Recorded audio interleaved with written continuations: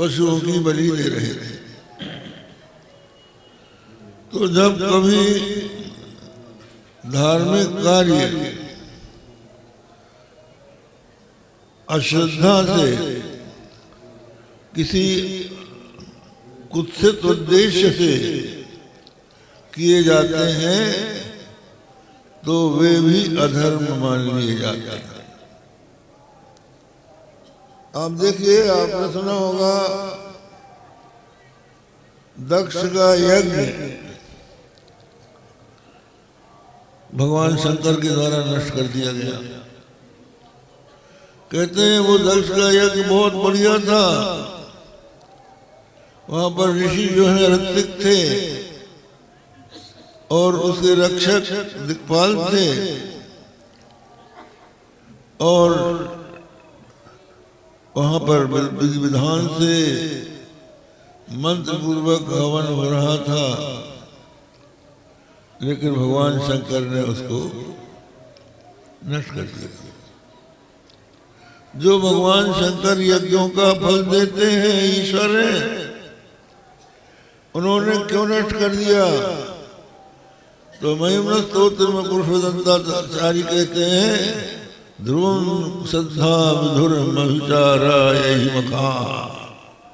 अगर श्रद्धा नहीं है तो यज्ञ जो है करने वाले का ही विनाश कर देता है। इसलिए आप देखिए दक्ष का विनाश हो गया। तो इसी तरह से जो बौद्ध लोग बुद्ध के अनुयायी बन गए थे, असुर लोग जब बहुत बढ़ गए और उनका ऐसा प्रभाव पड़ा कि सब लोग उन्हीं के अनुयायी होने लगे, तो भगवान ने सोचा कि अब इसका तो कल्याण करना चाहिए।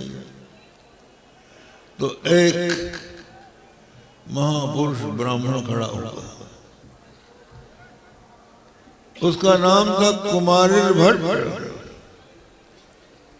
कुमारिल भट्ट जो थे भगवान शंकर के परम भक्त थे। वो महाकाल का पूजन करने के लिए स्नान करके हाथ में पूजा का थाल लिए मंदिर की ओर जा रहे थे। राजभवन की ओर उसके नीचे से सड़क थी, उससे निकले। उस समय वहां के राजा सुधन्वा थे। वो सुधन्वा बौद्ध धर्म को ग्रहण करने जा रहा था। उसकी बेटी बहुत चिंतित हो गई थी। उसकी आस्था श्रद्धा सनातन धर्म में थी, वैदिक धर्म में थी। वो अपने महल के ऊपर टहल रही थी। किं करोमि क्व गच्छामि को वेदानुद्धरिष्यति। क्या करूं, कहाँ जाऊं, वेद का उद्धार कौन करेगा? उसके आंसू, आंखों से आंसू टपके और वो कुमारिल भट्ट के अंग में लगे गिरे।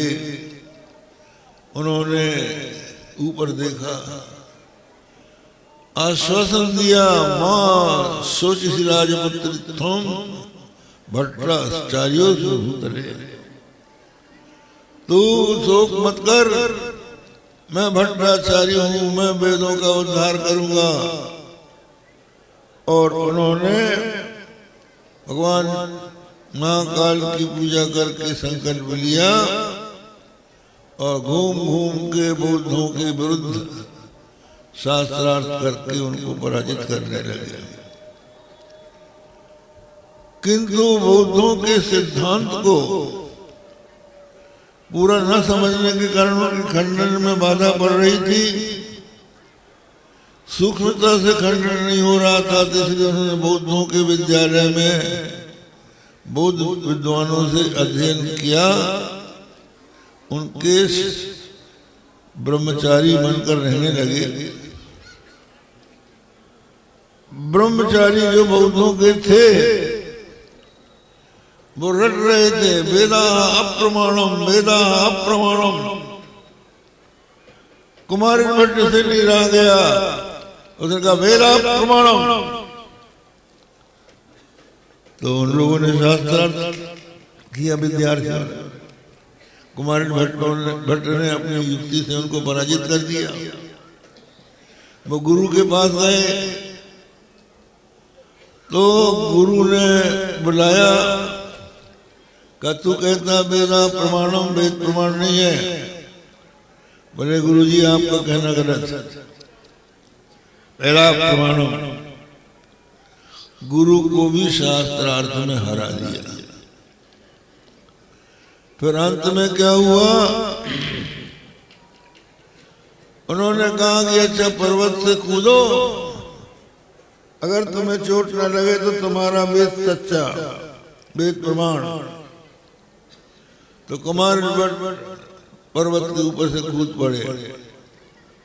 उन्होंने कहा वेदा यदि वेदा प्रमाणम से, यदि प्रमाण वेद प्रमाण है तो मेरा कुछ ना हो। लेकिन उन्होंने यदि लगा दिया तो कुछ तो नहीं हुआ, लेकिन एक आंख फूट गई। लोगों ने कहा कि अरे एक आंख क्यों फूटी, का मैंने यदि लगाया। वेदा प्रमाण में हो, वेद तो प्रमाण ही। वो कुमार भट्ट कहाँ आए? लोगों ने उनसे कहा कि जब तुम वेद को प्रमाण मानते हो तो गुरु की अवज्ञा करना पाप है कि नहीं है? जिससे कुछ अध्ययन कर लिया जाए, अक्षर पढ़ लिया जाए, उसको शास्त्रार्थ में पराजित कर देना तुम्हारे वेद के अनुकूल है कि प्रतिकूल है? कहा भाई है तो प्रतिकूल। तो प्रायश्चित करो। तो वो तुषाग्नि में जलने के लिए प्रयाग आए थे और धान की भूसी इकट्ठी करके उसके ऊपर अपना आसन लगा के बैठ गए और आग लगवाई। वहां तिल तिल करके जल के मर गए। वेदों को प्रमाण सिद्ध करने के लिए बहुत बड़ा बलिदान उन्होंने किया। उन कुमार भट्ट के बाद आदि शंकराचार्य जब वो आधे जल चुके थे तब आए और उनसे अपने ब्रह्मसूत्र में भाष्य पर वार्तिक लिखने का अनुरोध किया। कहा महाराज मैं 10,000 वार्तिक लिख सकता था, लेकिन मेरा शरीर जल गया है।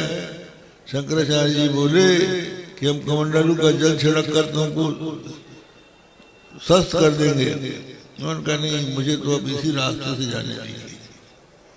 तो वेदों को प्रमाण सिद्ध किया कुमार भट्ट ने, और कुछ वेदों का जो ज्ञान कांड वाला अंश था उसको शंकराचार्य जी ने भी प्रमाणित कर दिया पूरे देश में। और बौद्ध धर्म को भारत से अलग कर दिया गया। वो कहीं तिब्बत में चला गया, कहीं चीन में चला गया, कहीं जापान में चला गया, भारत में नहीं है। और इसका प्रमाण आज आपने देखा होगा, करोड़ों लोगों ने आके गंगा में स्नान किया, बौद्ध धर्म का तिरस्कार हो गया। बौद्ध कहते थे वेद को प्रमाण मानना, जगत का कर्ता ईश्वर को मानना, गंगा स्नान करने से पुण्य होता है, इस पर विश्वास करना, ये बुद्धिमत्ता का बात नहीं है, प्रज्ञा की धस्तता का प्रमाण है।